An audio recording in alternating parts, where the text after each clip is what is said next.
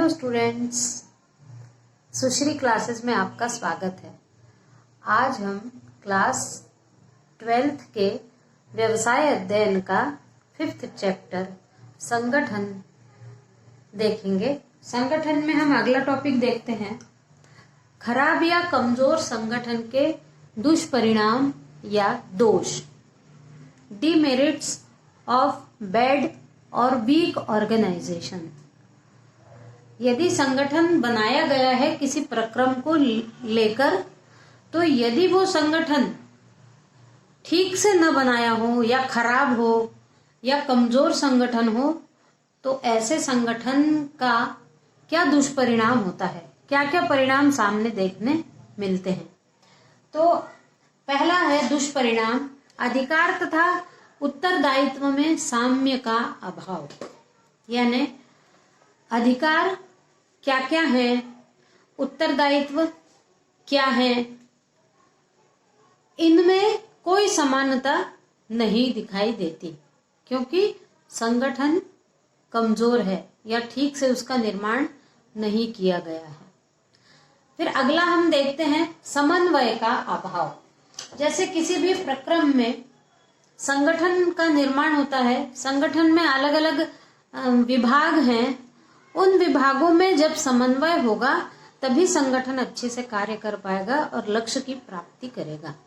लेकिन यदि खराब संगठन है या कमजोर संगठन है, तो अलग अलग विभागों में समन्वय का अभाव होगा, कहीं भी समन्वय दिखाई नहीं देगा। इसके कारण इसका असर पड़ेगा उद्देश्य को प्राप्त करने में। उद्देश्य या तो समय से प्राप्त नहीं होगा या फिर जैसा चाहिए वैसा प्राप्त नहीं हो पाएगा। तीसरा है औपचारिकता की भरमार होना। यानी यदि संगठन खराब है तो लोग अपना कर्तव्य ठीक ढंग से नहीं निभाएंगे, एक औपचारिकता कर देंगे कि आए काम पर चले गए, ठीक से काम नहीं किया, पेमेंट ले ली, क्योंकि ऊपर कोई देखने वाला नहीं है, तो औपचारिकता मात्र रह जाएगी, केवल करना है इसलिए करते हैं और करके बाहर चले जाते हैं। ऐसे में भी लक्ष्य प्राप्त करने में बहुत कठिनाई होगी। फिर है प्रयत्नों का अपव्यय।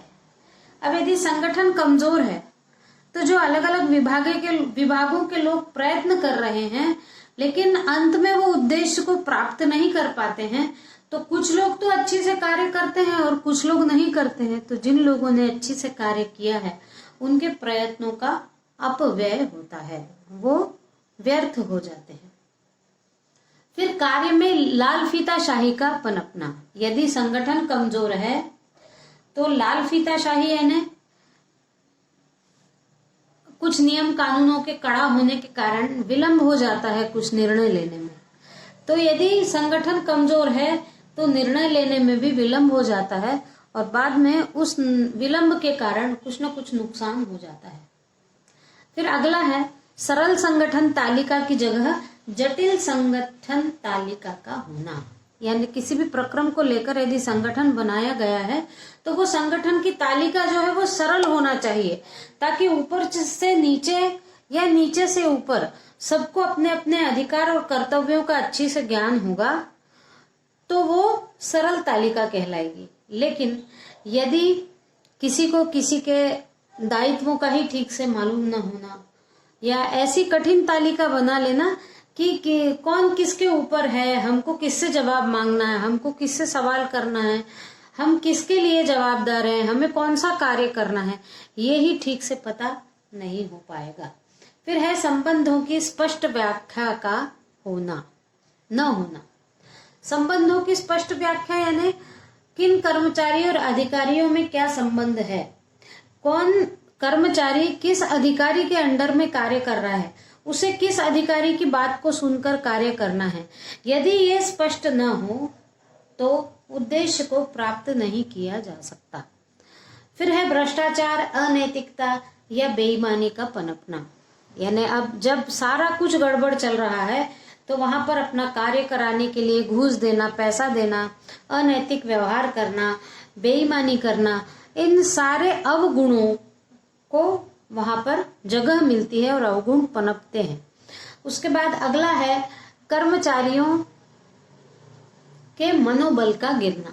यदि संगठन अच्छा ना हो तो जो कर्मचारी काम कर रहे होते हैं दूसरों को देखते हुए या वातावरण को देखते हुए या कमजोर संगठन को देखते हुए धीरे धीरे उनकी भी काम करने की इच्छा खत्म होने लगती है, उनका भी मनोबल गिरने लगता है वातावरण को देखते हुए, और इसका सबका प्रभाव उस उपक्रम पर पड़ता है और लक्ष्य को प्राप्त करने में या तो देर होती है या तो वो प्राप्त नहीं हो पाता।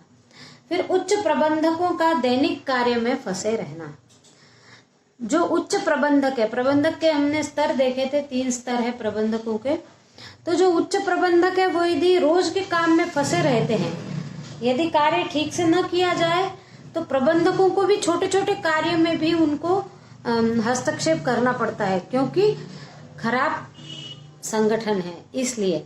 नहीं तो उच्च प्रबंधकों का कार्य केवल नीतियां निर्धारित करना, उसके नीचे वालों का कार्य है उन नीतियों को लागू करना, और उसके नीचे वालों का कार्य है उन नीतियों को लागू करने के बाद उन नीतियों के अनुसार कार्य करना।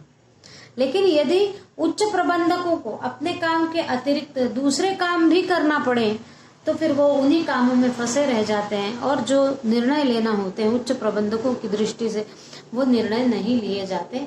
ये खराब या कमजोर संगठन के दुष्परिणाम के कारण। फिर है अगला, निर्णय में विलंब होना। यदि संगठन व्यवस्थित है, उसमें कार्य करने वाले प्रबंधक व्यवस्थित हैं, तो संगठन हमेशा जब उचित है उचित समय पर ही कोई ना कोई निर्णय लेकर अपने उद्देश्य को प्राप्त करता है। लेकिन यदि संगठन कमजोर है तो उस जगह पर सारे अधिकारी मिलकर भी कोई निर्णय जल्दी नहीं ले पाते हैं, क्योंकि व्यवस्थित स्थिरता न होने के कारण विलंब लेने में बहुत देर हो जाती है। फिर अगला है छल कपट पनपना। तो जहां पर संगठन ही कमजोर है वहां पर जो थोड़ा स्ट्रांग होगा या जो थोड़ा ज्यादा बदमाश होगा वो दूसरों के साथ छल कपट करते हुए अपना कार्य करेगा, तो उससे छल कपट को बढ़ावा मिलता है, क्योंकि ऊपर वाले व्यक्तियों का के द्वारा बनाया गया संगठन कमजोर है। इसलिए जो व्यक्ति वहां कार्य कर रहे हैं उनको छल कपट करने का अवसर भी प्राप्त हो जाता है, और फिर वो जो संगठन है उसने जो पहले एक उद्देश्य लिया था उस उद्देश्य को पूरा कर पाने में वो असमर्थ रहता है। इसलिए अंत में ये कहना चाहती हूँ कि जो भी प्रक्रम हो उस प्रक्रम के लिए जो संगठन बने वो संगठन एक स्ट्रांग संगठन होना चाहिए, एक बुद्धिजीवी के द्वारा बनाया गया संगठन हो, तो प्रक्रम का जो उद्देश्य है उसको प्राप्त करने में सरलता होगी। आज के वीडियो में बस इतना ही। Thank you.